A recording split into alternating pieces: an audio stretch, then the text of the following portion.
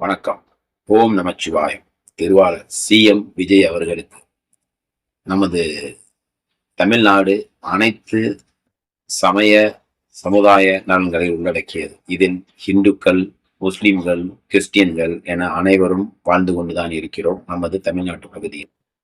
அனைவரும் அவர்களுடைய கோயில்களுக்கு வாரமோ தினமுமோ அவர்களுடைய நேரத்திற்கேற்றார்கள் மக்கள் சென்று கொண்டு வருகிறார்கள் என்று உங்களுக்கும் தெரியும். அவ்வாறு இருக்கும்போது நமது இந்து கோயில்கள் அனைத்தும் பல நூற்றாண்டுகளாக இயற்கையாக அமைந்த இடத்தில் உருவாக்கப்பட்டது என்பதை நீங்கள் நன்கு அறிவீர்கள் என்று நான் நினைக்கிறேன். ஏனெனில் உதாரணமாக திருச்சி பகுதியில் மலைக்கோட்டை பல வருடங்களாக, அதாவது பல நூற்றாண்டுகளாக அந்த கோயில் அங்கே இருக்கிறது. பலர் அந்த கோயிலுக்கு போயிட்டும் வந்துட்டும் இருக்காங்க. ஆனா வயதான முதியவர்கள் அந்த மலைக்கோட்டையில் உள்ள சாமியை தரிசிக்க முடியாமல் கீழே இருந்து சாமியை தரிசிட்டு போற நிறைய பேர் நான் பார்க்கிறேன்.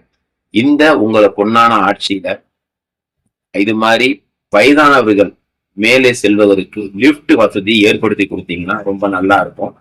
ஏன்னா இந்த சமுதாயம் உங்களை ரொம்ப நம்புறோம். அதனால நீங்க நல்லது செய்வீங்கன்னு நாங்க நினைக்கிறோம். இது ஒரு சாதாரண ஒரு சாமி கும்பிடும் ஒரு நடுத்தர குடும்பத்தில் வாழ்றவனுடைய ஒரு சிறிய வேண்டுகோள். அது மட்டும் இல்லாம திருச்சியில நிறைய கோயில்கள் இருக்கு.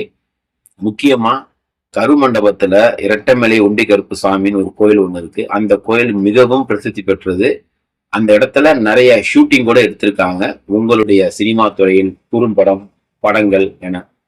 அந்த பகுதி பாத்தீங்கன்னா அதுவும் ஒரு சிறிய மலை போல இருக்கும். அந்த மெயின் ரோட்ல இருந்து இந்த இடம் எங்க இருக்குன்னு கேட்டீங்கன்னா மத்திய பேருந்து நிலையத்தில் இருந்து மணப்பாறை செல்லும் பகுதியில கருமண்டம் என்ற வழியில இருக்கு.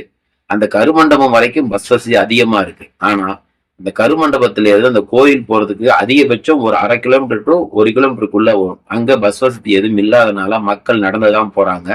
இன்னொன்னு அங்க ஆட்டோவும் பாத்தீங்கன்னா உங்களுக்கு ஏழை எளிய மக்கள் அதுல ஆட்டோல போக முடியாத சூழ்நிலை இருக்கிறதுனால யாராவது வந்தாங்கன்னா லிப்ட் கேட்டு போயிட்டு வந்துட்டு இருக்காங்க. நான் அந்த கோயிலுக்கு போகும்போது நிறைய வயதானவர்களை கூட்டிட்டு போய் கோயிலே விட்டுருக்கேன்.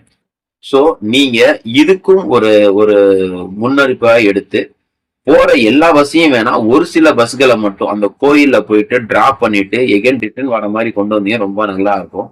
அமாவாசை டைம்ல அந்த கோயில்ல எனக்கு தெரிஞ்சு ஒரு 200-300 பேர் கோயிலுக்கு போயிட்டு வந்துட்டு இருக்காங்க.